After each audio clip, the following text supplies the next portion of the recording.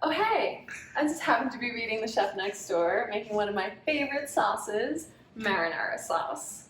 It's a good book, you should get it.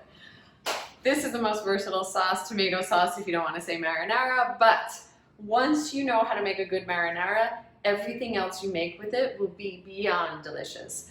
Your pasta with tomato sauce, your spaghetti with meatballs, your lasagna, your vodka sauce with cream and a shot of vodka, your puttanesca with capers and olives. It will all go up a notch when you make a good base. It's all about the base. And it's simple. It's easy AF.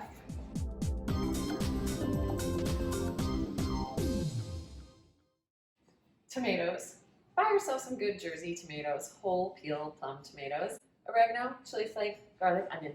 That is it. Do not put anything else in your marinara except for those things. And I'm going to start with olive oil because I want to taste the olive oil in here and I want it to be a good olive oil. And we're going to sweat the onions.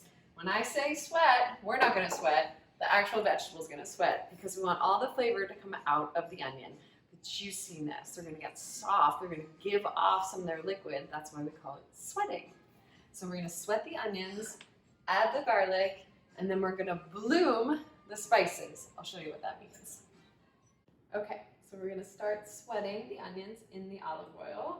I have two onions cut here. I'm just going to use one, so about half. The first thing I'm going to do after I get the onions coated with olive oil is season them with salt.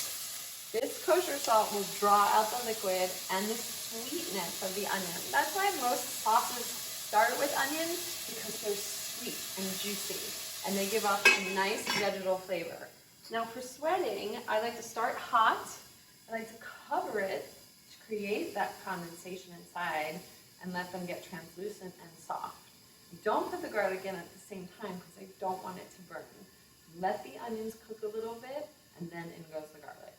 Okay, so check it out. We have this beautiful condensation. The onions are sweating and they've become really translucent.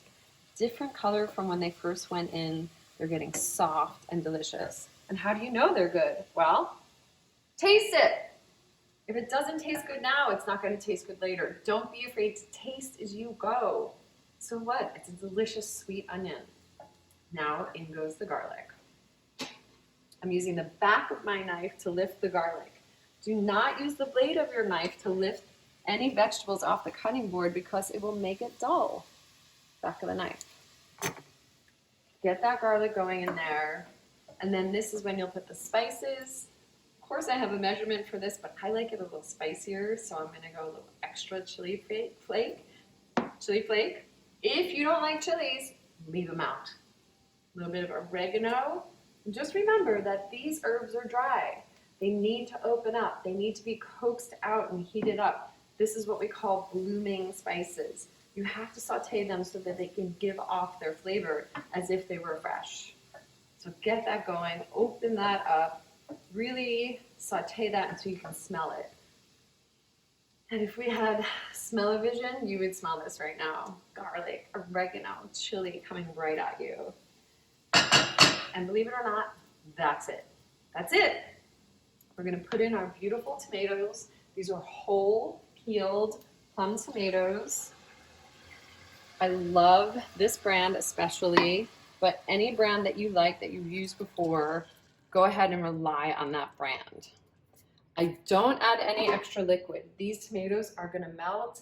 They're going to give off more liquid, and they're going to get a little help from our whisk. Or you can also use a potato masher to break up these tomatoes. So you're just breaking them up with an everyday item, a whisk or a potato masher. Now, some people like to get their hands dirty and break their tomatoes up with their hands.